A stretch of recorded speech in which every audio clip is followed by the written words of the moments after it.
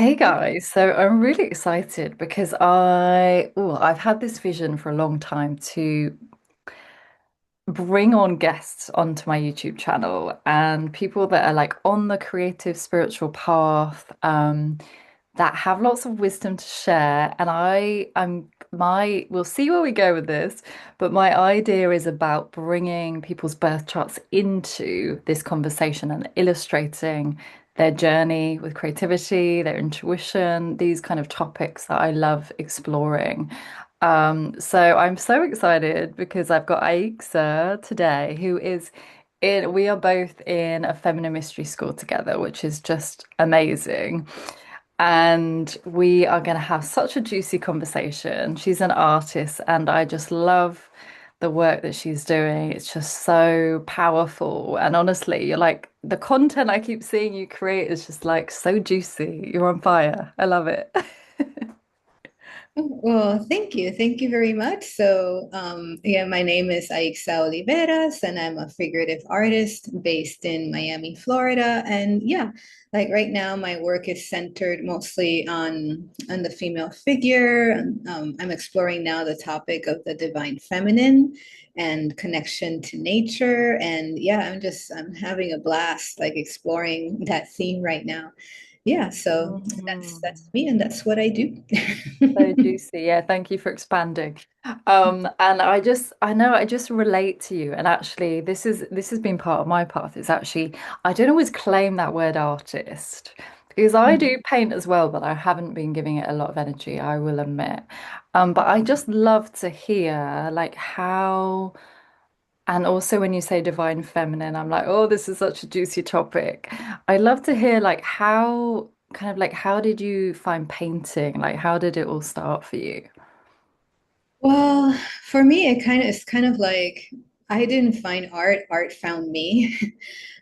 Yeah, because when I was very young, I always had like this fascination with the human figure, but I didn't have in mind to be an artist. I was thinking more like maybe I could be a doctor, or a pediatrician, like a physician. And later on, I realized that it's because I have this fascination with the human body, but yeah, so I had that idea growing up, but then I just started on my own, just like copying from comic books or just drawing on my own.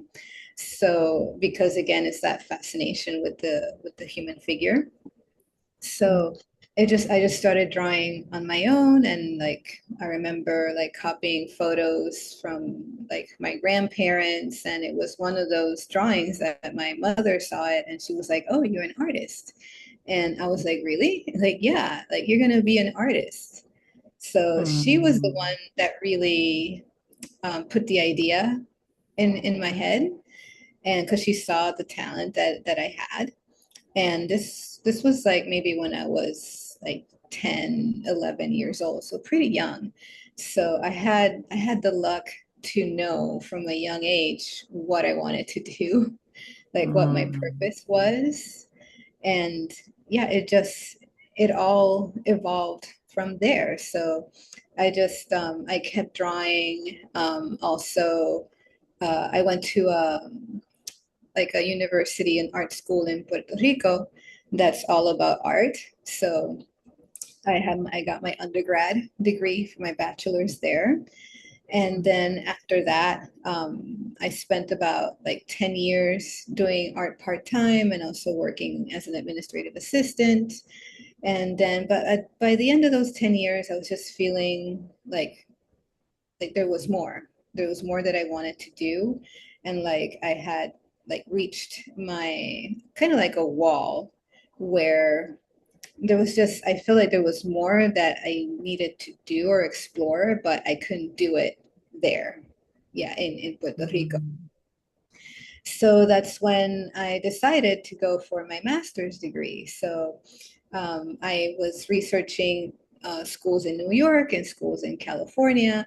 The New York schools were a little bit more expensive. Mhm. And also, I saw that not that it's bad, but a lot of the art or the artists coming out from the New York schools, they all had a very similar style, like very smooth paintings, very finished and refined, which is again not bad.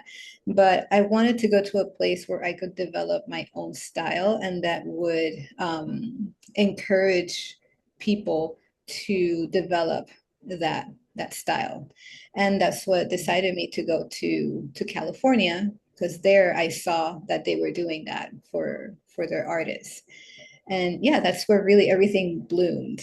Like I feel like it was a blooming where before, like you can even see it in my work, like before LCAD, that was the school, before LCAD and after LCAD, like my paintings before were almost monochromatic in that Mm, it's very like neutral colors, like solitary figures, and then afterward you see just this explosion of color, and using mm, gold leaf and like all the nature and the flower imagery.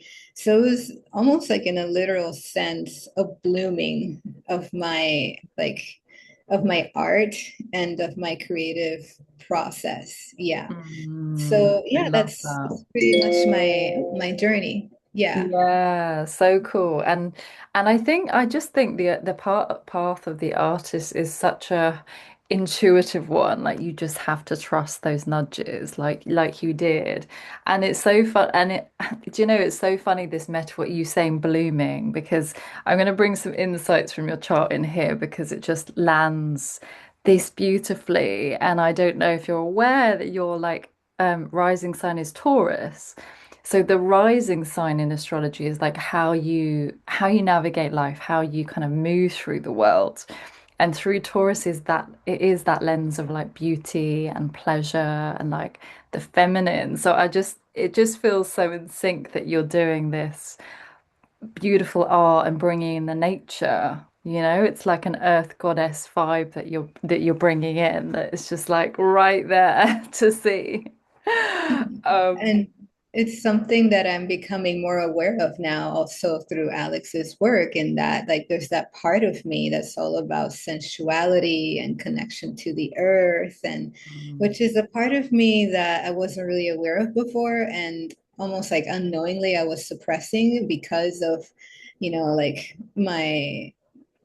my analytical mind, basically. mm. Yeah, that masculine energy. Yeah. Yeah. Do you feel like your art is shifting as you're kind of connecting in with that sensual side of you? Yes, yeah, definitely. So I am Mm. seeing it now, that shift. And it's funny because it's things that happen subconsciously. Like I'm not like, for example, sitting at my easel saying, okay, I'm going to paint on this theme now. It's Mm. more like as you keep doing the work and painting, like it's almost like the paintings speak to you and they tell you what they need, and they you have like Mm. conversations with them, and through there that's when you start to see all these patterns and all these themes coming up. And that's what's happening now with the divine feminine, is like she's showing up through these Mm. conversations, and that's how I know, like how I gain conscious awareness of what's happening in terms of the themes in my work. Yeah. That's so beautiful. Letting it land. I love that you're saying like letting the painting guide you because I'll hold my hands up high. I think I go through phases of painting because I'm so in love with astrology and the archetypes in astrology and also painting. I know I'll go through phases of painting and then I block myself because I'm trying to control how the painting is meant to be. And I know from what you're saying, it's just like letting the painting evolve and really it kind of like has a life force of its own, doesn't it? It's like when we kind of step out of our own like personal will, the kind of life force and the kind of channel of that painting can come through. I really feel like that's what the artist is about is just being that channel and that conduit for like something higher to come in. Do you feel that that is like a good interpretation of what you're here to do? Yeah, totally. It just it feels like you said, like this conduit when it's something where some people call it the muse, other people call it like the higher self. It's just like this energy, or yeah, this higher knowing that you connect to, and then like it gets like transmuted onto your work, onto your painting. And yeah, it's definitely like that's one of the most enjoyable parts of painting for me, is that you get into the flow, into that flow state, and then everything just melts away, and it's just you and the painting and that conversation between you and the painting.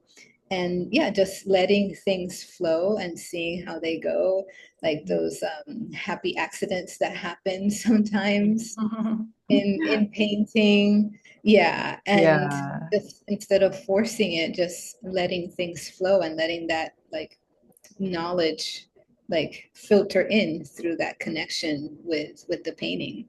Hmm. Mm, mm. It's so beautiful. And as you're speaking, I'm looking back at your birth chart because I want to illuminate this and you're probably aware of it at some level, but it's like your so in astrology we have the moon sign.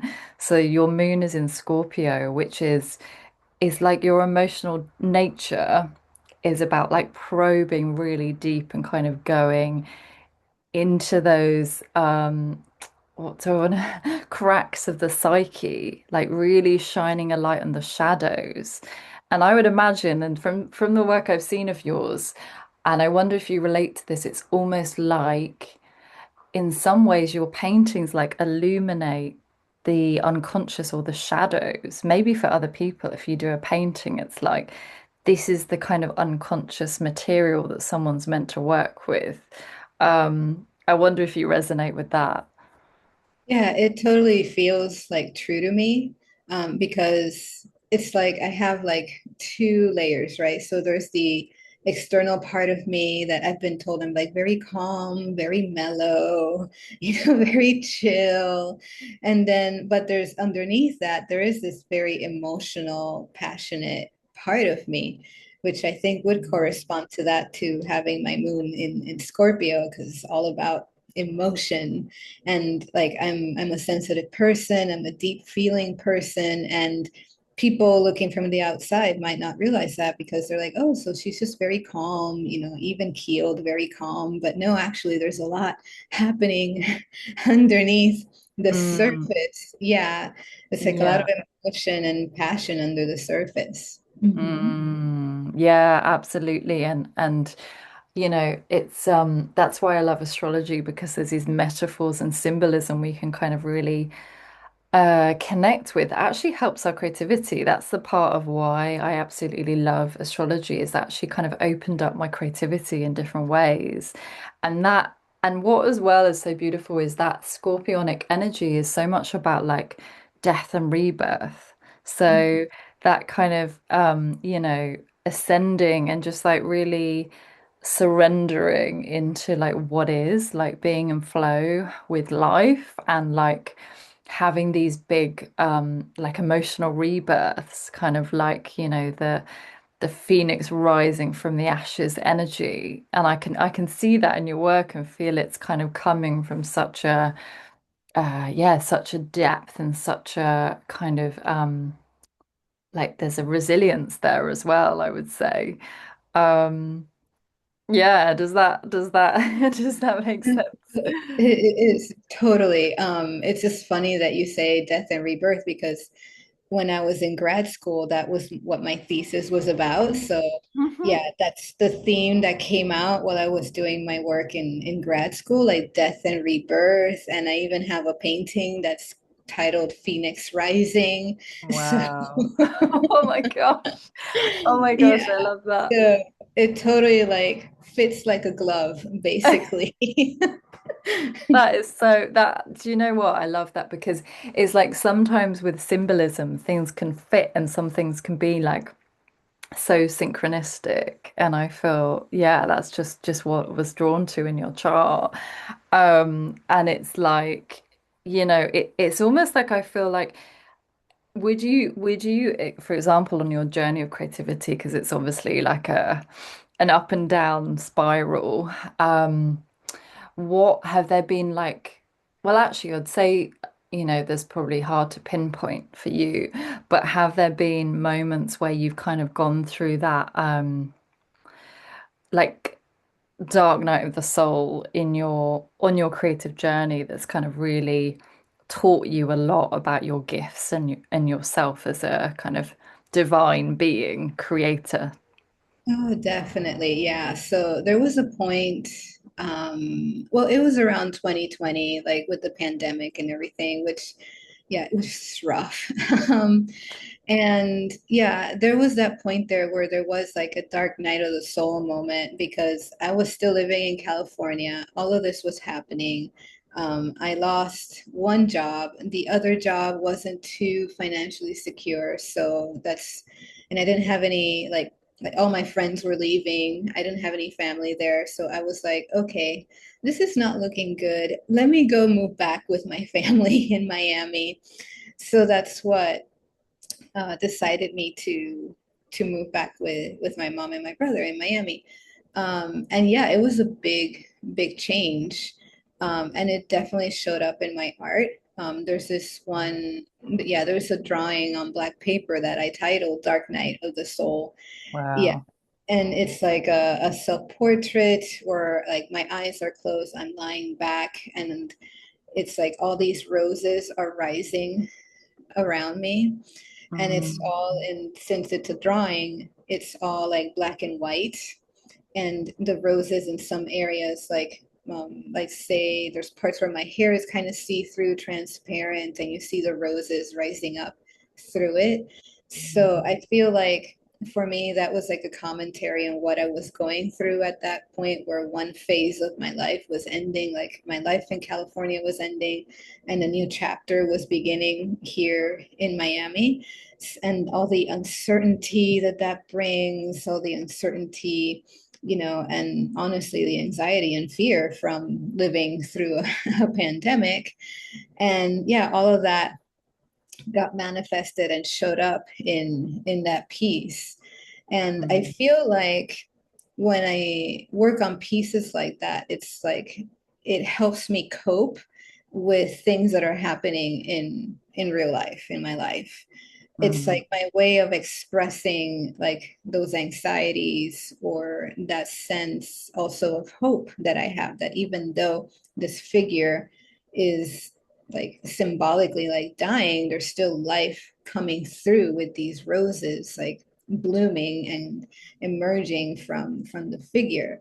So in a way it's kind of like giving myself that hope that even though things are tough right now, there's still hope, and there's still a chance or a way to grow through this period. Yeah. That's so beautiful. I was getting goosebumps as you're sharing that. Because yeah, and I just plunged straight in there with the Dark Night and the Soul because I know with the Scorpio moon you like to go into deep places, and I love that because I think any form of creative expression, like you say, is a way to literally process what we're going through. Like you said, that really challenging time is that you could put it onto paper and kind of process it. And it's so funny as you were sharing that, I was thinking, do you know what? I'm gonna have to show you. I've got a self-portrait that I did of myself at a similar time. I think it was about 2021, so slightly after that when things were rough, like during that lockdown kind of period.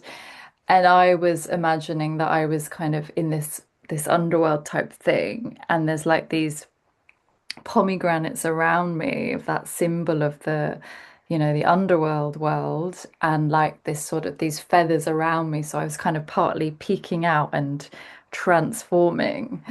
Um, and I just think it's so significant because I think we all, or thinking as creatives and people in the spiritual path, we all have those dark nights of the soul. And I think they're so powerful because even though they're so challenging, we can learn so much from ourselves, like about us. And this idea that's really landing for me, and after our FMS call this week was like, the wound is the gift. Like, that is our medicine to share with the world. Like, if you can navigate those emotional depths, you're able to share that with other people and be that light for that process that they can walk through as well. Um, would you say that like that is part of your purpose of like taking people really deep with your art? Yeah, I think it is. Yeah, in that I'm sharing so much of my emotional landscape, so to speak, and like because it's like I'm putting my personal experiences on the canvas through symbolism and allegory and metaphor. And yeah, I feel like it's a way for me to say, I'm going through this, or the feminine, we're all going through this. You're not alone in this. And it's okay to feel these feelings, and it's okay to also to celebrate being a woman, or to celebrate your feminine energy and celebrate that connection that we have with the earth. And yeah, it's just something that's been told to me before, like your artwork is very emotional. And I'm like, good, it's meant to be. Yeah, it's Yeah. like I'm just not like there's some artists that are more interested with the formalistic aspects of like form and color. But for me, it's more about that narrative and expressing that emotion, because that's what I feel connects us as human beings, and we have that shared experience. So yeah, I feel like that is like part of my purpose in creating art. Mhm. So beautiful.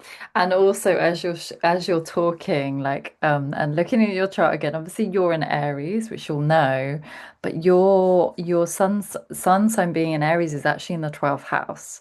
And the 12th house is about like the unconscious and like the spiritual realm.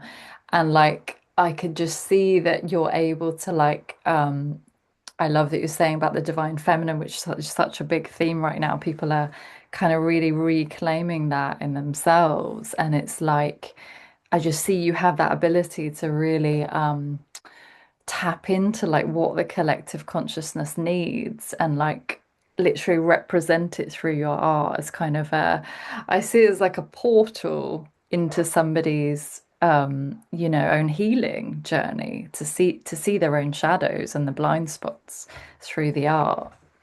Yeah. Uh, I didn't know that about the 12th house. So it's really interesting to hear that it's like the house of like spirituality, yeah, and the unconscious. So that actually makes a lot of sense now that you say it. Mm. Yeah. And it's also the hidden house. So it's like if there's like planets there, it means you're able to just tap into like what people need. But also that can mean that maybe sometimes your gifts and your light gets hidden. So Mm. you hide it from view. It's kind of like can sometimes represent the person that's sort of chipping away, like quietly in the background and not wanting to be kind of center stage. So I'm curious if that's something like a theme for you where maybe like visibility, because I know so we all, I mean, I've struggled with visibility as well. Um, and just owning my own gifts and my own authority. Like, do you feel that's something that's been a challenge for you? Yeah, definitely. I mean, when I was younger, I was very shy. I'm still shy, but I've learned to like be a bit more expressive, you know. But when I was younger, I was very, very shy. And I was the type that I was like just very shy, very sensitive, wanted to hide in the corner. Don't pay attention to me, you know, Mhm. that sort of thing. And yeah, it's just it came to a point where people would comment on it. They'd be like, "Why are you so quiet?" And even I had a teacher saying like, because we were in a meeting with I think the principal and some other people, and like the thing that I remember from that meeting that really stuck with me, like she said, as you can see, she's extremely shy. And that just made me feel so bad about myself, because it was always cast as something as a negative, and like there's something wrong with me because I'm so shy and quiet. Mm. And Yeah, it took a long time to process that and to get over that and accept that part of myself and be like, you know what? Just because they say it doesn't mean that it's true, that it's bad to be a shy person, to be an introvert. Mm. And there's actually a lot of strengths and a lot of positive things involved with being introverted. And yeah, just learning to embrace and accept that part of myself and see it as a positive as opposed to a negative. And yeah, there's still points or times where it's difficult for me to go out into the spotlight. I feel like teaching at the university has helped me a lot with that because before I was terrified. Mm. I terrified of going in front of a group of people and teaching because it's like public speaking was like, no, no, no, no, I can't. And it was through Mm. grad school where they really made forced me to face that fear. um, I remember one class, like pedagogy class, where you had to do a demo. So, like, say, light logic demo, draw a sphere and tell us all the different parts of light and shadow. And you had to go in front, even if it was just 8 people, it was just like 8 people in the class. I would have to step up, be in front of them, and do the demo and teach. And that was just like terrifying to me. And they also taped it. So they would tape it so that later on they would send me the tape and I could see myself teaching because that way you gain more awareness of like say like me, like if you use a lot of hand movements when you talk, any like nervous tics that you might have while you speak, all those things. And that was just mortifying to me.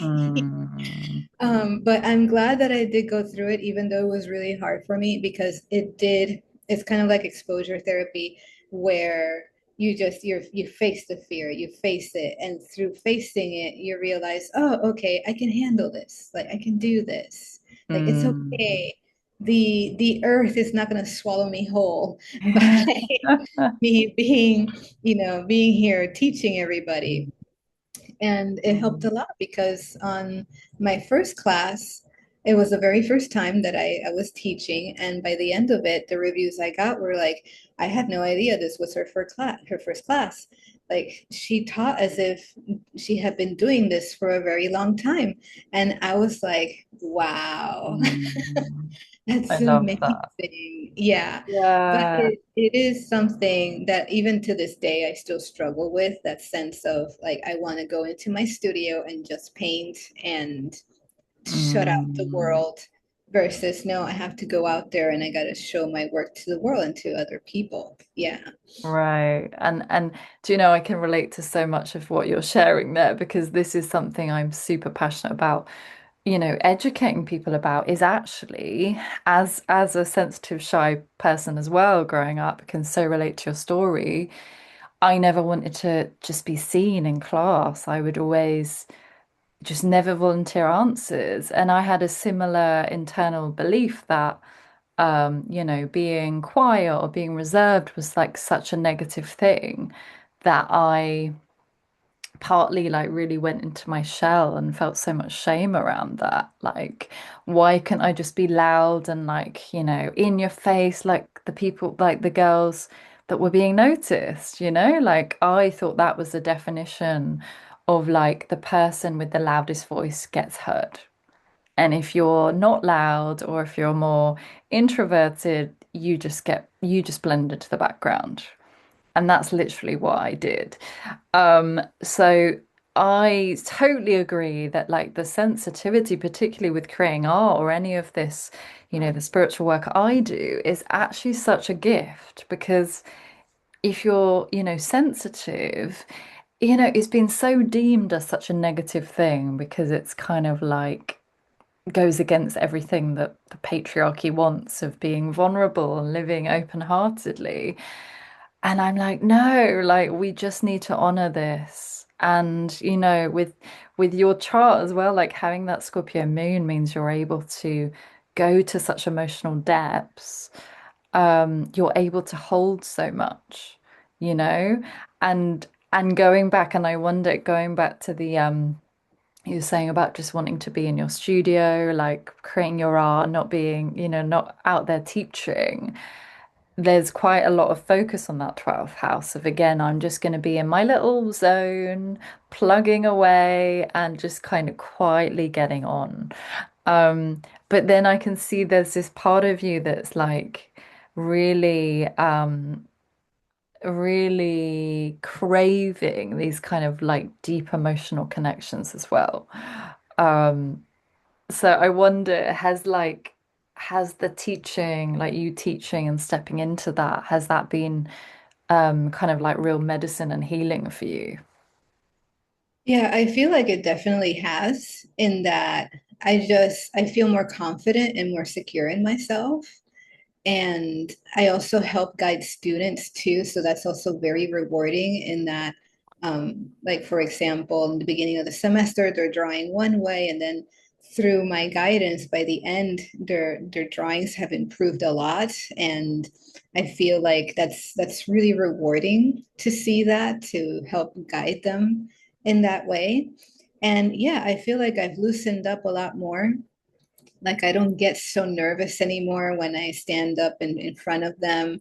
I even like make jokes with them sometimes, like I've really loosened up because I feel more confident and more secure, in my skin when I'm doing that, and when I'm like talking to a group of people, where before I just wanted to run and hide. Mm, Yeah, so it's definitely helped, teaching, like mm, heal that part of myself that just felt so, yeah, just so bad for being shy and introverted, because those were the messages that I got when I was younger. Yeah. mm. And I'm curious to know because I think, well, at least for me, there was a kind of big moment when I really realized that actually shyness can actually be sensitivity, but it's called shyness, and people must misunderstand what sensitivity is. And I really realized that about myself. I think it was in about 2019 where I read The Highly Sensitive Person. And I was like, oh my gosh, I just relate to all these things of like feeling different, of like getting overstimulated really easily, and just like feeling everyone's emotions and energy. And it was just such a moment of like recognition. This is who I am. I'm not flawed. This is who I am, and it's a superpower, you know? And I'm curious to know if there was like a few moments where you kind of realized, okay, I am quite sensitive, and like what that was like for you. Um, I think for me, it's mostly like when with my interactions with people, it's like because again, I'm introverted, so I'm not the type to have a big group of friends, because I would find that to be like too overstimulating. Mm. Instead, I tend to have like a smaller group of close friends, like two or three people that I feel like I can really be myself with, and where there's not such a demand on my energy. Yeah, so because it's kind of like a battery, like you have this internal battery, and the more like you interact with like larger groups of people, and the more you do interact with people, the more you get that energy drained from that battery. And that's why like, and when like at the end of the week when I finish teaching, I feel it, like I feel that bit of a drain, because I've spent so much energy like managing the classroom and going to each student and being like, okay, how are you doing with your drawing, do you need any help, and I do it gladly, but at the end of the day I'm like worn out Mm. because I've spent so much of that emotional energy. And that's when I need to like, okay, I need to take a break. I need to relax. If I have to take a day off, I take a day off and be in solitude, and either like painting or reading or just doing something by myself so that I can recharge that battery, that energy. So yeah, in that sense, that's when I realized that I do have that sensitivity where I need to just monitor myself and see, okay, where am I overextending my energy, my emotional energy, so I can take a break and yeah, and recharge that battery. Yeah. Yeah, it's such a good reflection because I think a lot of us, when you, or at least for me, when you are sensitive, you can kind of, as we've said, start thinking there's something wrong with you. And I love that the idea of that internal battery is kind of checking in with yourself and going, okay, like what do I need right now? Because I think it's so easy for us to try and, or at least I've done this, try and kind of keep up with the way most people live and like do all the things and all the social gatherings, and it's just too much. If you're more sensitive, it just doesn't work. And I'm curious, like you said, about like solitude. Has there been like tools that have been really helpful for you to kind of thrive as like thrive and be your sort of, as a sensitive soul in the world? Well, for me, I think, yeah, it's just my art helps a lot with that. Where like I have one day in the studio where I don't have to worry about anything else. Like I've done all the schoolwork stuff and I can just sit in front of the easel and have this one conversation with my painting and everything else melts away. So that for me is like me recharging my internal battery. Also, times where I go out to nature, like say I go out to the park or just go out to the balcony and breathe in the air, be by myself and breathe in the air and take in all the colors of nature and just relax Mm. and not have to think about all the 10 million things I got to do. No, that gets put aside and I just relax and I take it in. Reading also helps a lot. So I'm a big like bookworm. I love to read ever since I was a kid. And yeah, just like right now, for example, I'm reading The Wheel of Time by Robert Jordan. Oh my God, Yeah, I really want to read that. yeah. And I started reading it because I know Alex has recommended it. Hmm. I also like one of my friends has also recommended it. So I was like, let's check it out from the library and start reading it. And yeah, so just taking even like 30 minutes a day to just shut everything else off and just read and get immersed in this story, in this narrative, that really helps me to recharge my battery too. Yeah. I love that. I'm just such a fan of like fantasy novels as well, and like that's been on my list. But I think it is, there's something about, I used to read so much personal development. I do, like those kind of books. But sometimes it's just like you say, that recharge is just good to read like a story where your imagination can run wild. And I feel like it's like, yeah, it kind of activates another part of your brain because you're having to go, oh, I can imagine this character and how they look and what they are wearing and everything like that. And it's kind of, I just think it's such a good tool that a lot of us are losing because the world has got so fast paced and everything's online. I feel like that, yeah, reading a novel is just so healing, the same as you. Um, so, like, I'm wanting to talk for hours, but I am conscious of the time. I feel like, I guess, just to wrap up, what would you, I guess, as an artist, being creative is like living so vulnerably, on the path that we're on. And that takes so much courage and like, letting go of control and letting go of the ego, which is what we've been exploring in the Feminine Mystery School, by the way, guys. And the practices to do that. But I just love to hear your wisdom on like what does it really take to like walk the path of the artist and be vulnerable and keep your heart open. Well, I feel like it takes a lot of courage and a lot of passion, and also a lot of conviction and belief in yourself and what you're here to do.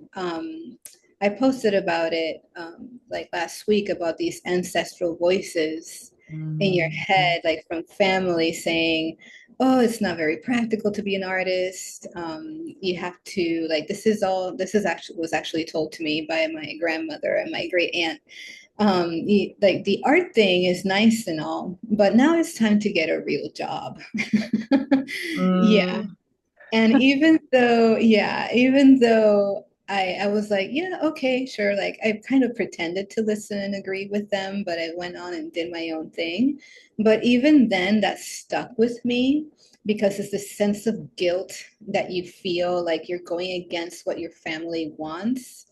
And that being an artist is almost like a criminal act almost in that you're mm, going against the status quo and against the grain and doing this thing that so many people can perceive as being frivolous or not important or not practical. um, so in that sense it's like choosing, like, am I going to go for my passion and do what like lights up my soul, or am I going to give all of this up so I can be practical and I can like be what my family wants me to be? So in that sense, it's choosing, do you want to be you for the sake of you or you for the sake of your family? And that takes a lot of like courage and also like a lot of passion and belief in what you do and in being an artist. mm, So for me, it was that, like, I still hear those voices, they're still there and there will always be there. But now I have this belief that no, like this is what I'm meant to be doing with my life. This is my purpose. And like come hell or high water, this is what I'm going to mm, keep doing. Yeah. mm, So it's definitely having that strength of conviction that being an artist is what you want to do and it's part of who you are. Yeah. That's beautiful. Yeah, conviction and definitely courage. I can relate to that. Because Yeah. it's not, whatever, because I feel like, I still call myself an artist, even though I'm like pursuing more of the astrology right now. And I know the art is always there. But I think it does, you have to trust the unseen as well on that journey. You have to just keep following the next step and then it becomes clear. And like you said, just really committing to that no matter what, because it lights up your soul like that. That is the journey because, and that's why most people don't do it because it's fucking not easy. And, Yeah. you know, um, it does take, yeah, I love that conviction. I think that's brilliant. And you've got that in abundance with all those quite a few planets in Aries, so there's that fire that's like driving you and that real power of intention to yeah, pull you forwards and motivate you. And I really see you as a leader, like the way people see you in the world, at least from your chart, is like this real people can trust you. There's a sense of like integrity there of whatever you're creating. It's like what you've been through yourself. It's real. It's something that has like a solid foundation, and it's like you bring that, I can see like you bring that humble side of you into your work. Um, and that, I can see that's what people recognize you for. Does that resonate with you in the way that you're seen? Yeah, it's definitely resonating. And it's just funny because if it were me, like say 10 years ago, I'd be like, no way. Mm, Yeah. But again, it's like through that experience with teaching, like I'm seeing how I'm leading these students through this journey from the beginning of the semester to the end, and I'm being their guide and I'm leading them through it. And through that, I'm seeing like, actually, no, like I actually do have the potential to be a leader and to lead people, like whether through a class or through like my artwork, like that thought leader, like by expressing mm. like the ideas and things in my work, leading people through that journey. So yeah, I'm definitely seeing it now where before I'd be like, nah. Yeah. Yeah, I love it. You're stepping into that, and that image, to give you an image, because obviously you're an artist, so I'm very visual like that. It's like literally that energy of like over time you build that leadership. So it's like it might take time, but it's like the energy is like the mountain goat. So kind of your vocation might take time and you have to, step over all those obstacles, but you've got like that sense of endurance and like, okay, whatever it takes, I'm ambitious, I'm like in pursuit, and I'm going to get to the top of the mountain no matter what. So that's kind Yeah. of the energy that you bring to what you're doing, which is, nothing, you're never going to give up energy. Exactly, and that's definitely how it feels like. Because yeah, I've always been ambitious in that way, and it's also something where like some people might see as a negative. Oh, she's so ambitious, but actually, no, it's a good thing because again, it comes back to that conviction and that commitment to just like commit to your art and to sharing your art with the world. Mm. So yeah, that ambition is part of that. So I definitely feel like there's that sense of constancy and of just little by little getting to the top of that mountain. Yeah. Yeah, I love that. And the mountain goat is actually, I was watching some nature program because as a Capricorn, I very much have a lot of that energy in me, so I can relate. It's like they're the mammals that reach the highest heights. So it might take them longer, but they're going to be solid and like that consistency, like laying one brick and then the next brick, and it's a really solid foundation. Whereas somebody else that might have got somewhere quicker, there's not that there's anything wrong with that, but there's more like integrity in that longer journey. And it's about the journey, not just the destination, as we know. So, yeah. Yeah, exactly. And that's one thing, like integrity is like really important to me in that like keeping that sense of integrity. And yeah, because it's one of like my core values is that. Yeah. Mm, beautiful. Yeah, I can so relate. Oh, thank you. It's been a joy. It's been a joy, Aixa, and just like letting me, thank you for allowing me to share some insights on your chart and have this like really juicy conversation about creativity. And yeah, thank you for bringing your open heart and being vulnerable to this, yeah, conversation. Yeah, and thank you for having me over. Yeah, this was a really fun conversation and like really nice, like cool insights from the birth chart too. So yeah, this was great. So thank you. Yeah, my pleasure. My pleasure. I will share all your links so people can connect with you and your beautiful art. And yeah, thank you for your time. Oh, you're welcome and thank you. Okay.